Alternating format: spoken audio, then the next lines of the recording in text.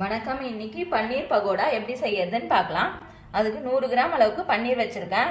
100 gram அளவுக்கு கடலை மாவு, 3 டீஸ்பூன் அளவுக்கு அரிசி மாவு, ஒரு கைப்பிடி அளவுக்கு கருவேப்பிலை, 4 பச்சை மிளகாய் பொடியாக கட் பண்ணி வச்சிருக்கேன், 2 பெரிய வெங்காயம் பொடியாக கட் பண்ணது, 1/4 டீஸ்பூன் அளவுக்கு சோம்பு.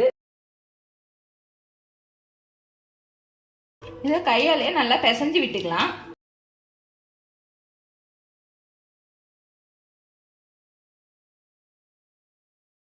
தேவையான அளவுக்கு சால்ட் சேர்த்துக்கிறேன்.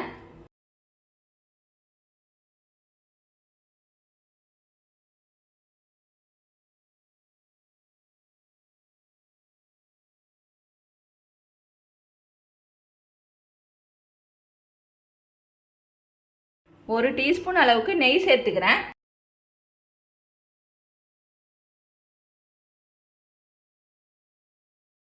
இது எல்லாத்தையும் நல்லா கலந்துட்டு கொஞ்சமா தண்ணி தெளிச்சு பிசைஞ்சிக்கலாம்.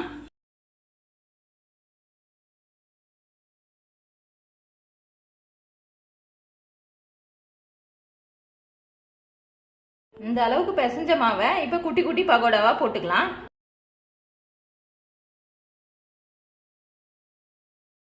இந்த அளவுக்கு கோல்டன் பிரவுன் ஆன பிறகு எடுத்துடலாம்.